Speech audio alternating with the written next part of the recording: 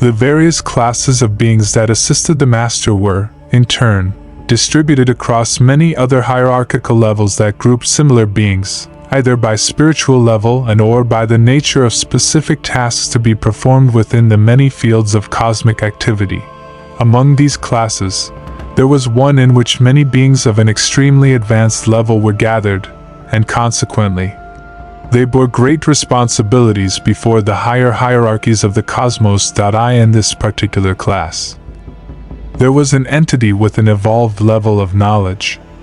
Although deeply loving the one who would come to be known on earth as Jesus, their commander and Lord, and aware of his own inferior hierarchical and spiritual condition compared to the Master, this entity, in recent times of the cosmic scale, occasionally opposed the Master and his team of direct assistants concerning some administrative aspects and others related to cosmic life, with patience and fraternity.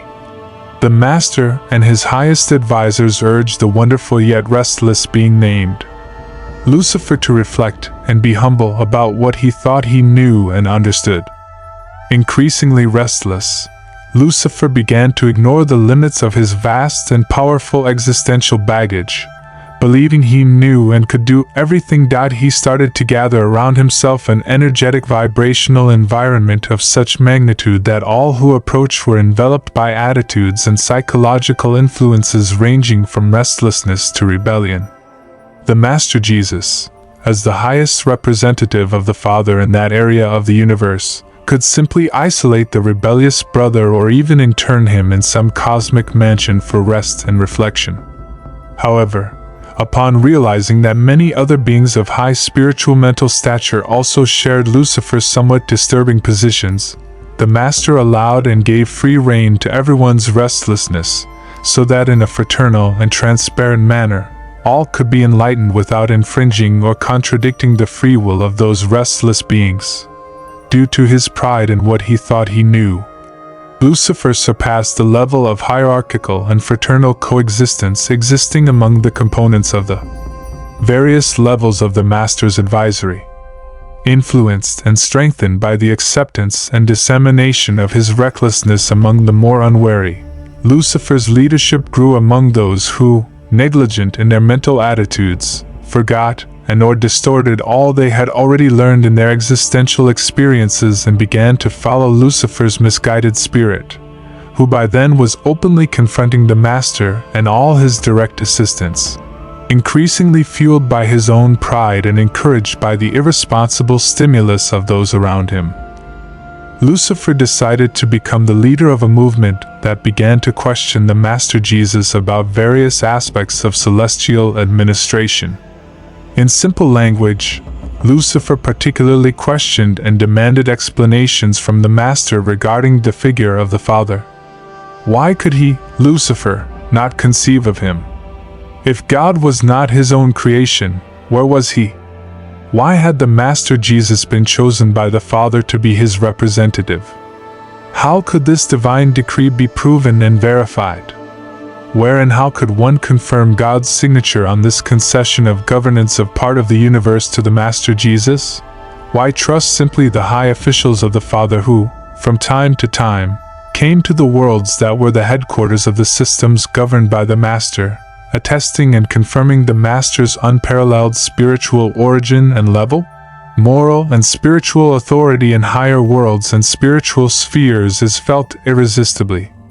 Lucifer and all those who congregated around his ideas felt irresistibly the loving authority of the Master Jesus in the depths of their spirits. But motivated by the pride of distorting what they thought they knew, they disregarded what was so clear in their hearts, which was an achievement of their spirits in the field of moral spiritual development, and began to demand in the field of mental development that all their inquiries and questions be fully answered, justified, and explained. How to demonstrate facts, plans, worlds, and individuals of a higher vibrational standard to a being who could only perceive them up to a lower level of dimensional components? This question was posed by the Master's team to the distressed and restless beings gathered around Lucifer. how to provide the necessary condition for an insect to understand the intelligence of a man, how to fit all the ocean water into a simple glass, how to make those disturbed beings understand that the Father can be felt, even perceived, but never deduced, conceived, or solved, unable to oppose the obviousness of the argument by the representatives of the deity. The rebels simply postulated that if God could do everything and if he really existed, he could easily clarify everything. All those restless spirits did not realize that the development of individuality occurs in two major fields of the cosmic being's evolutionary journey: the moral spiritual field and the mental intellectual field. And that each of these sensory vibratory fields, composed of various aspects and multiple levels of personal learning and achievement, could not be understood, equated, or contained within the poor and still incomplete perceptual condition of the less evolved beings. The universe with its multiple existential levels and the deity do not change for us to perceive them. We must change ourselves through inner rebirth, inner renewal, to then, improved in our vibrational and perceptual condition, begin to perceive more and more of what surrounds us and what is within our own spirit. However, in light of the radical postulate and inflexible position of Lucifer and his followers, the representatives of the deity and the Master Jesus could do nothing more in terms of fraternal enlightenment. Lucifer's followers began visiting various worlds, bringing to all they could reach the proper propaganda and consequent propagation of their unrest. Even so, the Master allowed Lucifer and his followers to freely propagate their ideas so that everyone's free will could be maximized in light of understanding and personal discernment of each individual. Since the demands presented to the Master's team were not met, Lucifer and his followers began to spread the idea that God did not exist and that this myth was simply created so that some could exercise celestial governance in his name. From that moment on, the rebellious group no longer saw the Master Jesus, despite internally perceiving his unparalleled superiority, as the celestial governor, let alone the Father's representative, because simply to them, the Father did not exist. Thus, Lucifer's rebellion was declared, with extremely damaging consequences for many worlds, especially for our planet. Much reflection has been given to the earthly author of these writings regarding the information discussed so far. Initially, it was not without difficulty that we accepted the fact that even an angel, or a kind of angel, could be so blind to the existence or non-existence of God, just as we, reincarnated spirits, are heavily limited in our notions and perceptions. It is as if the distance of existential and perceptual levels from almost nothing to a simple cell, from this to an insect, from the insect to man, from man to an angel to a Christ-like being, from a Christ-like being to a near God, and from a near God to the loving Father, was inconceivable and effectively impossible even to be dreamed or imagined by the poor human mind. And so it is, our good and patient spiritual friends tell us, for there are countless levels and sublevels of existence in the celestial hierarchy. We have no condition to imagine the perceptual difficulty an angelic being has concerning the distance that separates him from the Father in terms of existential levels. And herein lies our temptation to find it primitive and simplistic that an angel does not securely and objectively perceive the existence of God. However, it is what the mentors of this work inform us.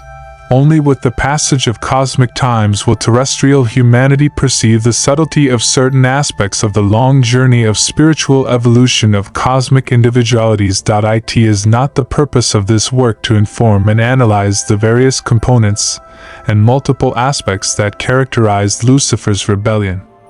This, in due time, will come. Therefore, we are aware that we present the Luciferian problem in a reduced and simple manner, which is not even new, since it has already been explored by other authors. We believe, however, that for the purpose of this work, what has been addressed is sufficient. We must also inform that when Lucifer's rebellion was declared, the other systems of worlds that were and still are administered by other beings of Christ-like level, in agreement with the Master Jesus, cut off and/or interrupted the circuits of coexistence and interstellar travel to prevent Lucifer's madness from surpassing the limits of the rebellious worlds. At the imminent outbreak of the rebellion, many observers from other planetary systems neighboring the systems commanded by the Master came to the Capella system for observation and study, especially because, according to the spiritual authors of this work, Lucifer's rebellion was not the first of its kind to occur. They affirm that similar problems have already occurred in other systems commanded by beings of spiritual stature similar to that of the Master Jesus. If we can barely understand the Luciferian issue, we suppose it is neither convenient nor strategic to refer to these other problems. In due time, even if for other generations, such information will be disseminated.